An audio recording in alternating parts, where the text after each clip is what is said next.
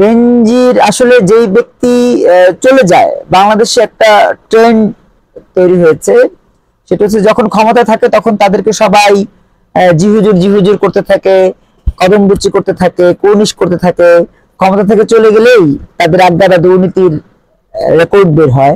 যেমন আপনি যদি এরশাদের দিকে তাকান, তার পতনের পরে তাকে দুর্নীতিবাজ হিসেবে প্রমাণ করে জনতা টাওয়ার নামক একটা কেলেঙ্কারির মধ্যে দিয়ে তাকে প্রায় 9 বছর জেলের ঘানি টানতে হয়েছে, টানিয়েছে।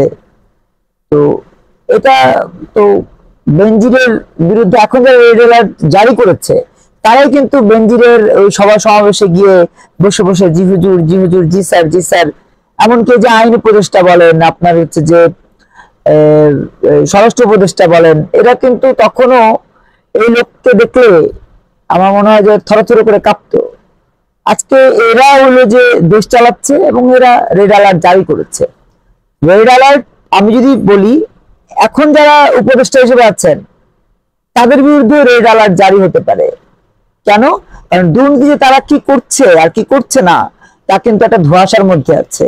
বেনজিরকে দেখে তো কখনো মানুষ কল্পনাও করে না যে দুর্নীতি করছে, অথচ তারা 16 বছর জগদ্দল পাথরের মতো করে আমাদের কাঁধের উপরে চেপে বসে তারপরে এই বিলবোর্ডের বিজনেসটা তারা করেছে, তার স্ত্রীর নামে একটা কোম্পানি করে তারা এই বিজনেসটা করেছে।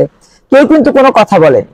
আজকে যখন ক্ষমতা নাই তখন রেড অ্যালার্ট জারি হচ্ছে। এই রেড অ্যালার্ট জারি করে আমার মনে হয় না যে খুব একটা সুবিধা করতে পারবে সরকার। কারণ হচ্ছে কি, যে শস্যের মধ্যে ভূত থাকে সেই শস্য দিয়ে ভূত ছাড়ানো যায় না, এটা একদম চিরায়ত সত্য কথা। বেনজিরকে যদি ধরতে হয় রেড অ্যালার্ট না, ডিফারেন্ট পলিসি মেনটেন করে পদক্ষেপ নিতে হবে। সেটা না করে রেড অ্যালার্ট শুধুমাত্র জনগণকে দেখানোর জন্য রেড অ্যালার্ট হবে, বাস্তবিকে এটা ওই অর্থে ফারিকতাল মাথায় থাকবে, অর্থাৎ ফলাফল শূন্য থাকবে। রেড অ্যালার্ট জারি করার মধ্যে দিয়ে বেনজিরকে গ্রেপ্তার করা বা বেনজিরকে দেশে নিয়ে আসা, তাকে শাস্তির আওতায় আনা আমার মনে হয় না যে খুব একটা সম্ভবপর হবে।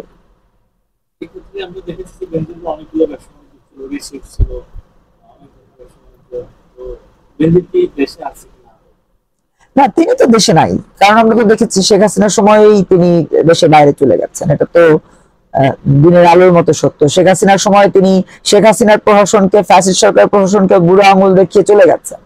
তাকে সাপোর্ট দিয়েছে সেই সময়ের ডিআইজি, আইজিপি, ওনারাই তাকে সাপোর্ট দিয়েছেন চলে যাওয়ার জন্য। তো কেন তিনি চলে গেছেন? কারণ তিনি জানতেন যে তিনি যা করেছেন সব অন্যায়। আজকে দেখবেন যে এই চলমান সময়ে অনেক ওসি, ডিসি, এসপি, বিভিন্ন জনের ডিসিদেরকে একটু খেয়াল করলে দেখবেন সবার কিন্তু সে একই অবস্থায়, আগের মতোই, মানে হুট করেই তাদের কিন্তু প্রচুর টাকা পয়সা হয়ে যাচ্ছে। কারণ বাঁচতে হবে। আগে তারা যদি 2 টাকা কামাতো, এখন তারা 200 টাকা কামাচ্ছে। কারণ যারা বাঁচতে চায় তারা তাদেরকে টাকা 2 টাকার জায়গায় 200 টাকা দিচ্ছে। তারা বাঁচতে চায়, যারা মবের শিকার হচ্ছে। মবের শিকার কারা হচ্ছে? যারা মবের শিকার অতীতে আমাদেরকে করেছে, শিক্ষার্থীদেরকে করেছে। আমরা যখনই কথা বলতে গিয়েছি আমরা কিন্তু বিভিন্ন জায়গায় এরকম হামলা মামলার শিকার হয়েছি।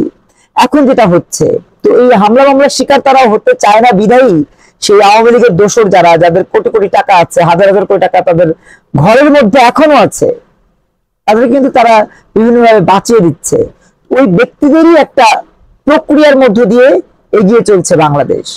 এখন উত্তরণের জন্য যদি পদক্ষেপ না নিতে পারেন এই সরকারের সংশ্লিষ্টরা, তাহলে ওই যে আজকে কিন্তু এক মা, ভিডিওতে দেখলাম এক মা বলছিলেন স্বরাষ্ট্রমন্ত্রীকে যে আপনি আমার ধর্মের বাবা লাগেন।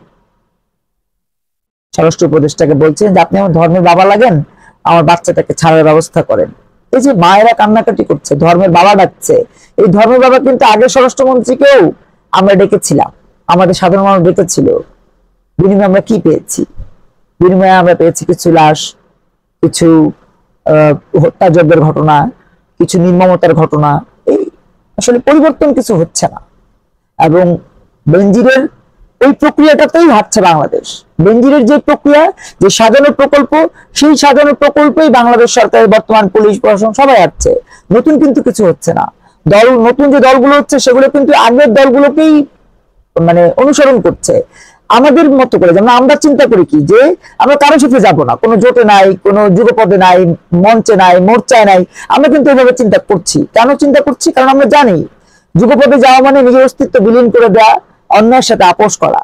মহাজোটে মানে যাওয়া মানেই, কোনো মঞ্চে যাওয়া মানেই নিজের অস্তিত্ব বিলীন করে দেওয়া। আজকে পরপর 5টি দল নিবন্ধিত হয়েছে, একটা দলও মাটির সাথে সম্পর্কিত না। মাটির সাথে সম্পর্ক কেন নাই? কারণ বেনজিররা যে রাস্তায় হেঁটেছে সেই রাস্তায় এখন এখন বর্তমানের প্রশাসন হাঁটছে। ওই প্রশাসন এদেরকে কোনো সুযোগ করে দিচ্ছে না, কোনো স্পেস দিচ্ছে না, যেমন আমরা কোনো স্পেস পাচ্ছি না। তাহলে বেনজিরদেরকে রেড অ্যালার্ট জারি করে যেভাবে আপনারা শাস্তির আওতায় আনতে চান, ঠিক তেমনি ভাবে তদন্ত করুন, ওসিদের বিরুদ্ধে তদন্ত করুন, ডিসিদের বিরুদ্ধে তদন্ত করুন, এসপিদের বিরুদ্ধে তদন্ত করুন, ডিআইজিদের বিরুদ্ধে তদন্ত করুন। দেখবেন যে অনেক কালো বিড়াল এখনো তাদের থলের ভেতরে আছে।